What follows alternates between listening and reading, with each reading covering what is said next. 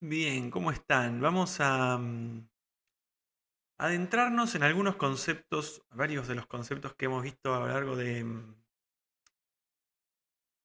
esta primera parte del cuatrimestre, ¿no? Aquí en antropología, y que tal vez van pasando, digamos, hay muchas ideas que son necesarias registrar básicamente en la toma de apuntes en las clases y que en ocasiones pasan eh, desapercibidas porque tal vez esperamos a que eh, luego encontrarnos con ellas en los textos y demás, y después los textos no parecieran hablar de estos temas. Entonces, eso a veces genera ciertas dificultades cuando queremos eh, conocer si ustedes pueden tener presente estos conceptos y ustedes no los han registrado del todo. De hecho, en los trabajos el trabajo que le hemos pedido en grupos, eh, a partir del video de hierbas medicinales, una de las cosas que se fueron observando con bastante claridad es que hay buenos intentos de conexión con algunos conceptos, pero faltan más conceptos. Es como que hay elementos que no aparecieron en estos trabajos o que faltaron tener como más sustento teórico, tal vez académico, para los mismos. Y bueno, y mientras estábamos dando vueltas en los grupos con Manuel y Sandra, en alguna ocasión nos dijeron, che, habría que hacer un video también de estos conceptos como multiculturalismo, endoculturación, aculturación, transculturación. Bueno, vamos a hacer eso.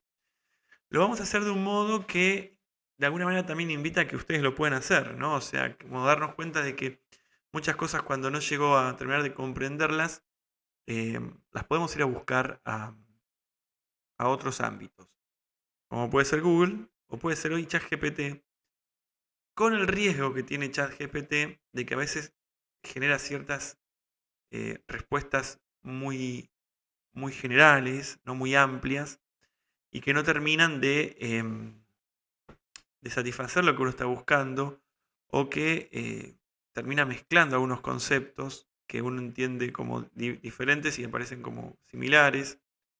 No es que las respuestas de ChatGPT son infalibles, por el contrario, siempre es bueno tener cierto conocimiento de lo que uno va como a proponerse en el chat. Pero bueno, vamos a apoyarnos un poco en ese chat para nosotros orientarnos. Los conceptos que vamos a hablar son bastante sencillos. em, y entonces no, no hay mucho margen de error si uno maneja más o menos bien el chat. Y también vamos a ver que existen también documentos en Google que nos pueden ayudar. El primer tema que podríamos como trabajar es el tema del concepto aculturación y transculturación. Bien, son dos conceptos que tienen como cierta discusión en el ámbito antropológico, debido a que en ocasiones se usaron como conceptos diferentes, otras como sinónimos. Bien, cuando se los consideró como algo medio similar, se quiso poner como más de manifiesto, bueno, pero que hace referencia a uno. El gran problema que tiene el concepto aculturación es que nosotros lo pensamos como si el A fuese la partícula privativa, ¿no? Como que no cultura, ¿se entiende? Sin embargo, el concepto aculturación viene del inglés acculturation. Wow. Entonces, y justamente aculturation es un proceso de culturación, ¿no? Tiene que ver con esto muy similar a la transculturación. A la transculturación. Un texto que bastante que nos puede ayudar en esta reflexión, que uno encuentra como buscando, ¿no? O sea, no, no es que hay muchísima información dando vuelta y uno puede encontrar, em, a ver si se... Ahí quedamos a oscuras, qué pena, che. Bueno, vamos a volver a ponernos nosotros mismos y vamos a ir mientras hablamos a ver qué pasó con... A ver, ahora puede ser que sí, ¿eh? Ahora puede ser que se haga la luz. Ahí está. Uno ha ido buscando algún texto. Hay un texto que es de Morales, de la Universidad de los Andes, de Morales Maita. Bueno, acá tienen la cita. Habla justamente de Santa Bárbara Chango, es que lo que va a hacer esta antropóloga es trabajar el concepto de aculturación y el de transculturación, como discutir un poco sobre eso y después ver cómo eso se da en un ejemplo con la cuestión de la santería en América. Nosotros no vamos a leer todo este texto, pero aquí es muy interesante porque el concepto de transculturación empieza a ser trabajado por un cubano que se llama Fernando Ortiz, y que dice que introduce la palabra transculturación en posición al término aculturación, que era bastante común en el ámbito norteamericano. Entonces empieza a desarrollar la diferencia entre uno y otro.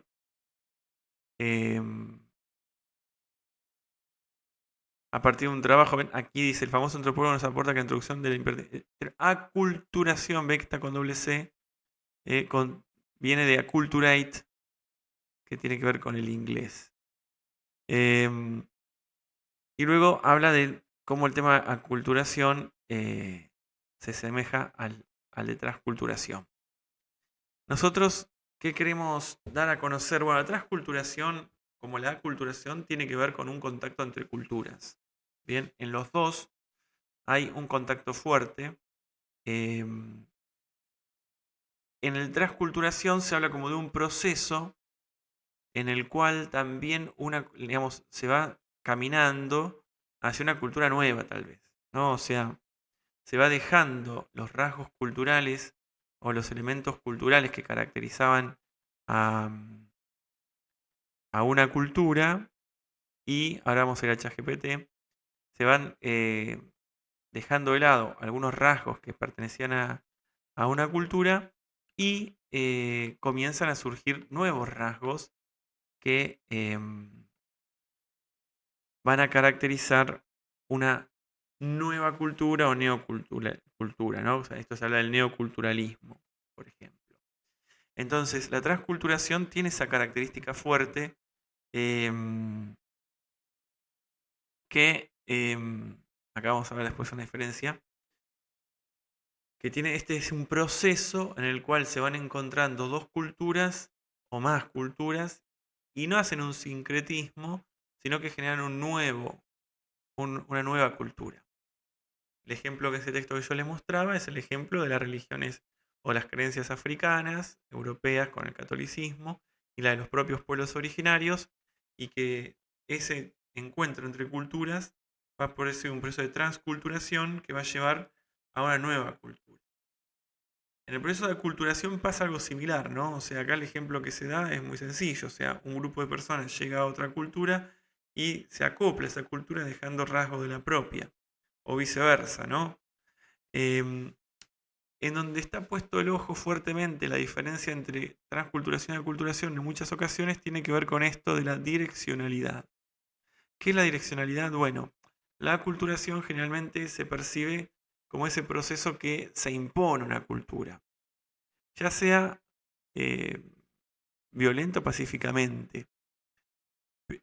Igualmente, cuando uno accede a una bibliografía mayor sobre aculturación y transculturación, no es tan sencillo como decir aculturación, sí, cuando una cultura se impone sobre otra y va, digamos, y a pesar de que puede haber momentos de encuentro entre unas y otras, se van haciendo procesos donde se mezclan los elementos, una termina imponiéndose sobre otra, ¿no?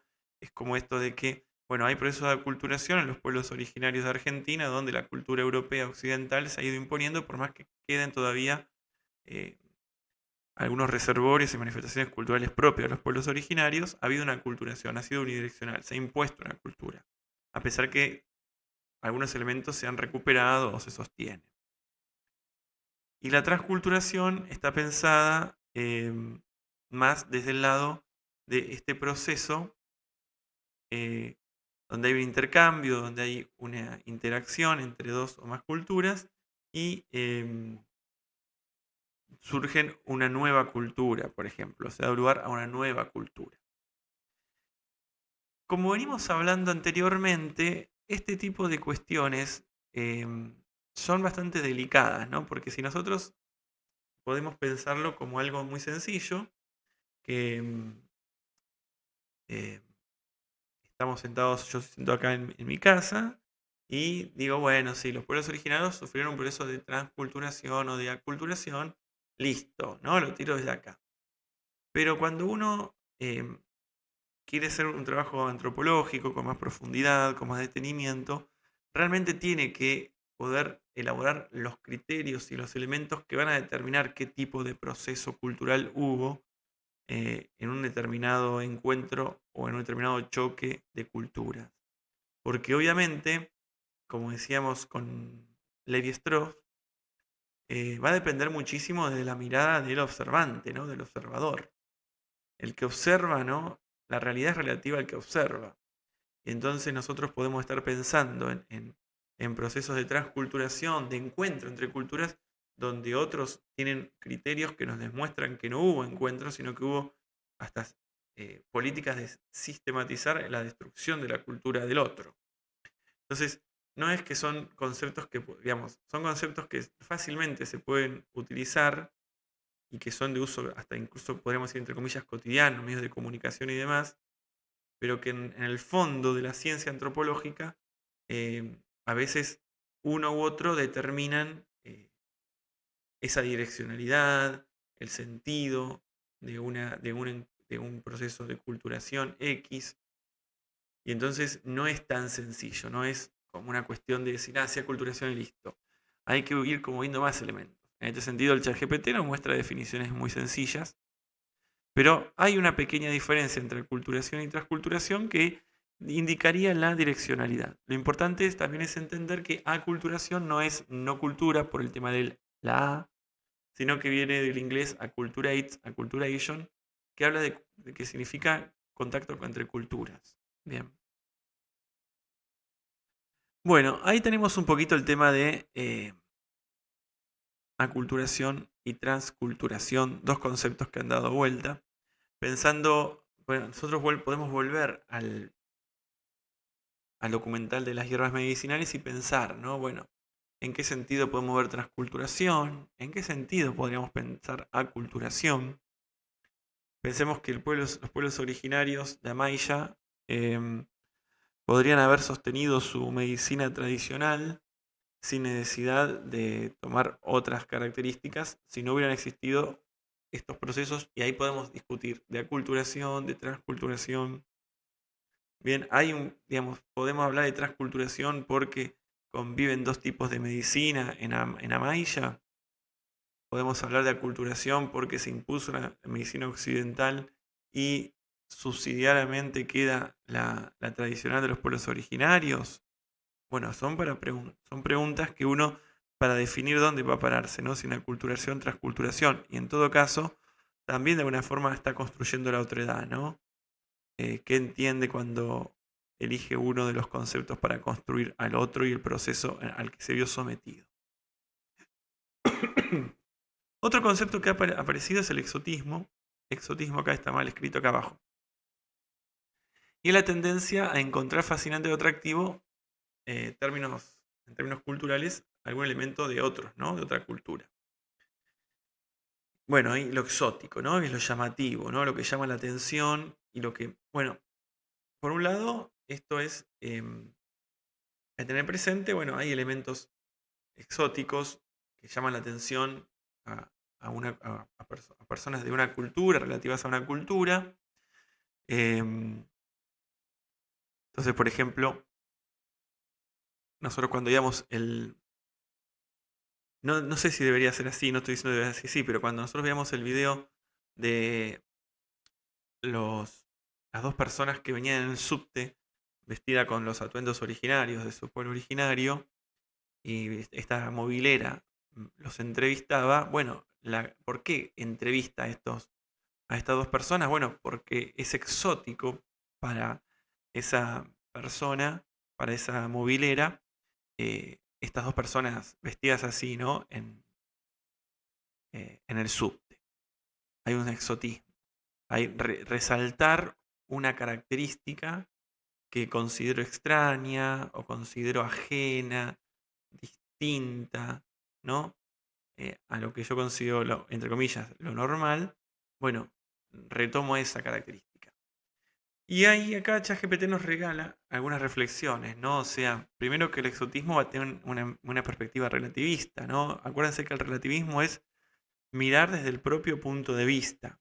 Algo es relativo a uno, ¿no? Esto es bueno o malo, si es relativo a uno, de lo que uno cree. Si es lindo o feo, relativo a uno.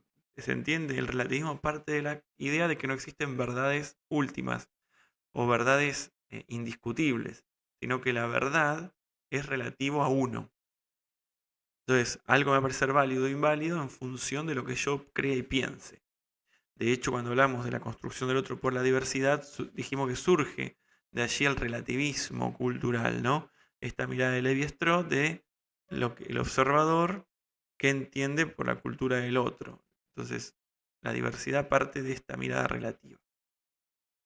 Entonces, el exotismo también, esto va a ser exótico. Si, por ejemplo, en el subte de Buenos Aires, una mujer porteña que trabaja en el microcentro de la ciudad, o sea, donde hasta se viven características, digamos, del primer mundo, ¿no?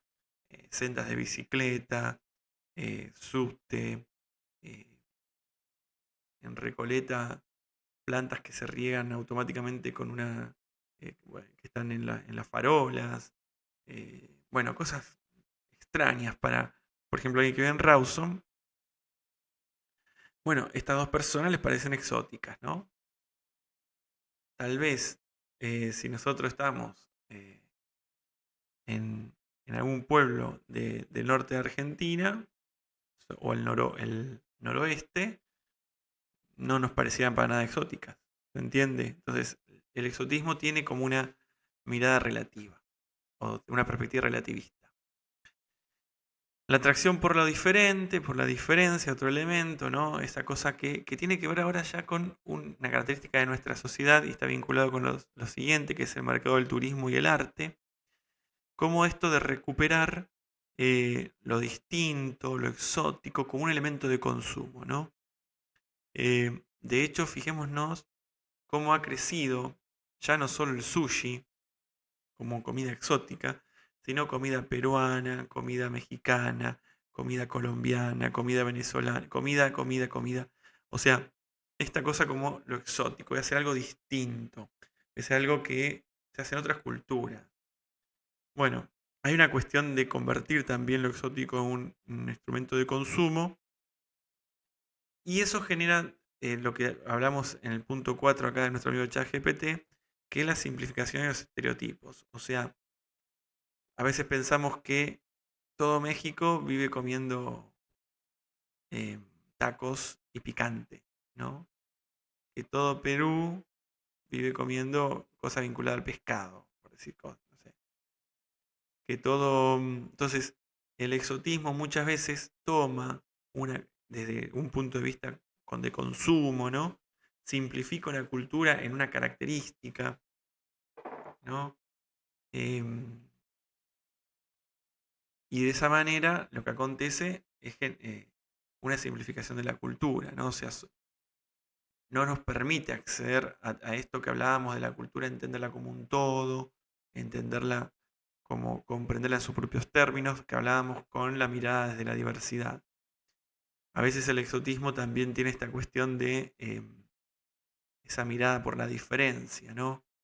Ay, a ver esto, qué lindo esto, a ver qué hay, qué loco, mirá cómo se visten, o sea, como a veces hay que tener cuidado, ¿no? O sea, la mirada del exotismo unida al mundo del consumo, no está mal que uno reconozca como algo novedoso, que le llame la atención un rasgo cultural de otra cultura, pero sí hay que tener cuidado con convertir esa cultura o juzgar o entender la cultura solo de ese aspecto o convertir en un objeto de consumo ese elemento cultural.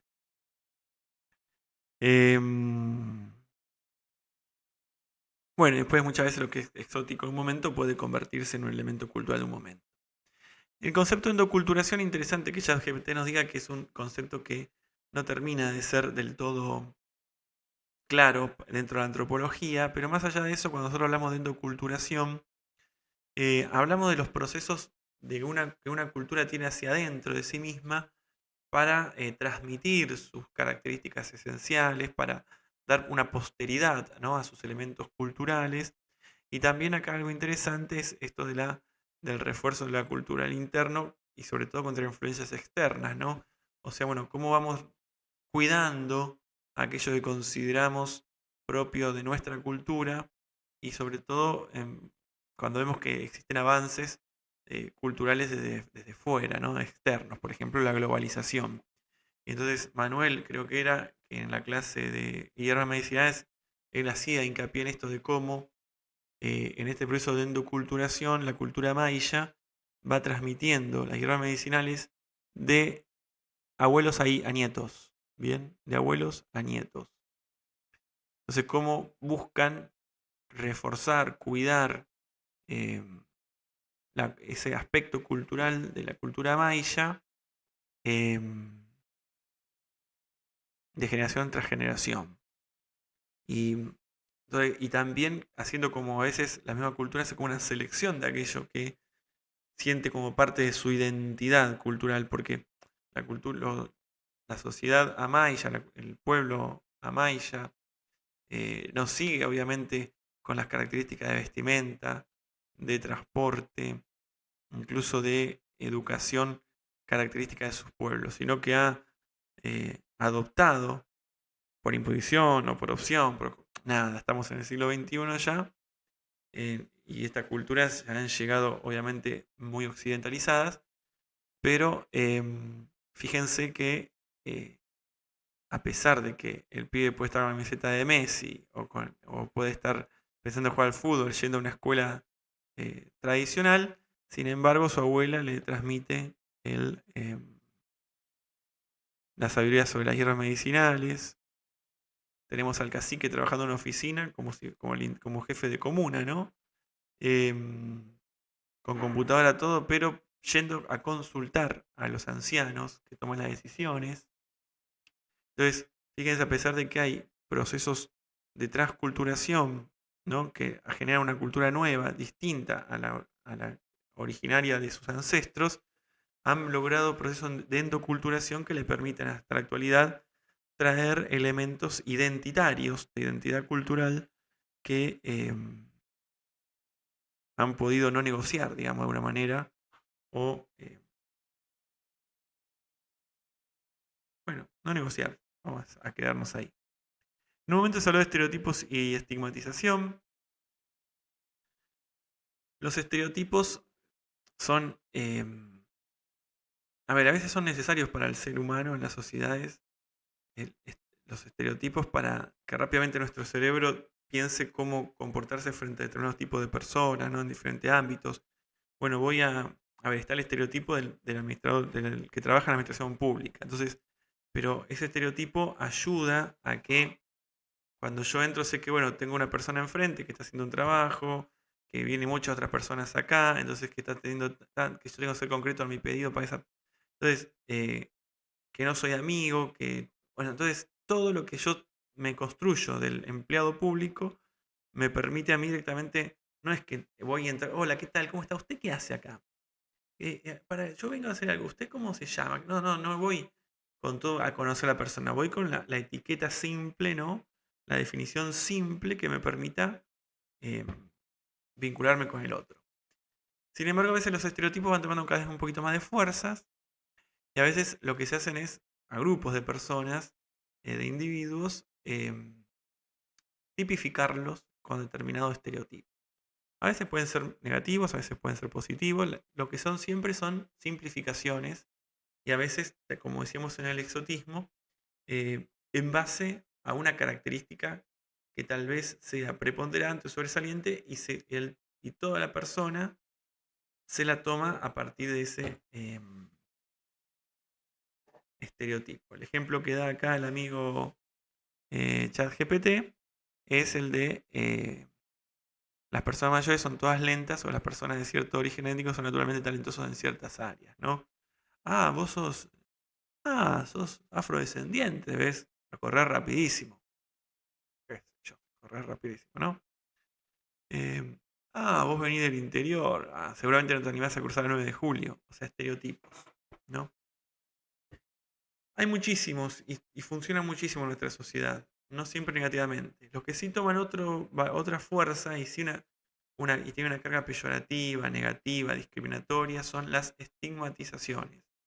Las estigmatizaciones ya son cuando a un grupo de individuos o un individuo se lo etiqueta con un elemento que se considera por parte de un grupo de personas negativo y que busca desvalorizarlo, discriminarlo. Bien. Em, entonces ahí sí, ¿no? La estigmatización. Bueno, muchísimos ejemplos en nuestra sociedad. En el ejemplo del chat, una persona con enfermedad mental puede enfrentar estigmatización debido a la creencia errónea de que representa una amenaza o es incapaz de llevar una vida normal. Bien. O el estigma, ¿no? No sé. ¿Dónde vivís? Bueno, ahí. Mira, vive ahí. Tengan cuidado porque vive en el barrio, tal. Ahí son todos chorros. O sea, bueno, hay estigma, ¿no? Ya vemos a esa persona con una carga negativa, chorro, porque viene a tratar el lugar. Bien, ya hay un estigma. Bueno, y así con muchos otros elementos, ¿no? Vinculados a la enfermedad y demás. La estigmatización ya tiene esa carga netamente negativa. Y después algo que vimos o trabajamos también fue el multiculturalismo y el interculturalismo.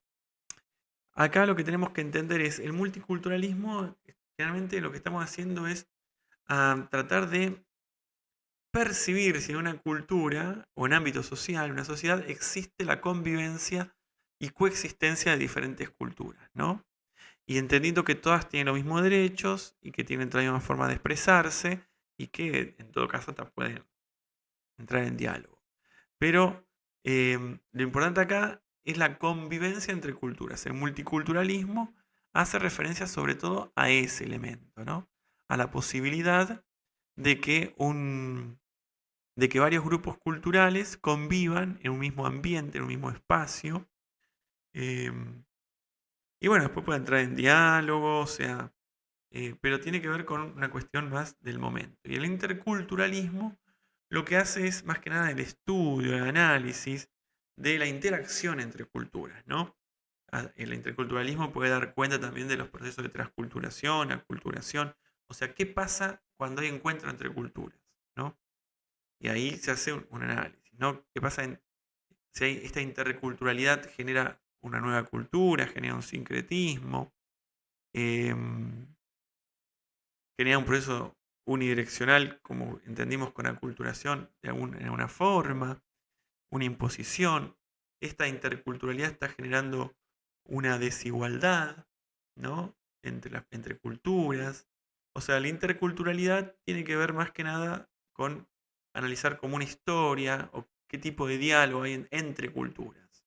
El multiculturalismo va más que nada a observar la convivencia, ¿no? Hay multiculturalidad en el espacio que se encuentran diversas culturas y coexisten ellas. Bueno, multiculturalismo, interculturalismo. Bueno, un poco son estos algunos conceptos que tienen que tenemos bien presente, y lo que tenemos que tener presente, y que no es menor, es esta posibilidad de que nosotros cuando, ya sea en el parcial o en los trabajos prácticos, como hicimos con el documental de hierbas medicinales, lo que hay detrás es cómo aplico estos conceptos. Bien, cómo los llevo a cabo, cómo encuentro, porque a veces, como decíamos con el bistro, depende de la mirada de uno.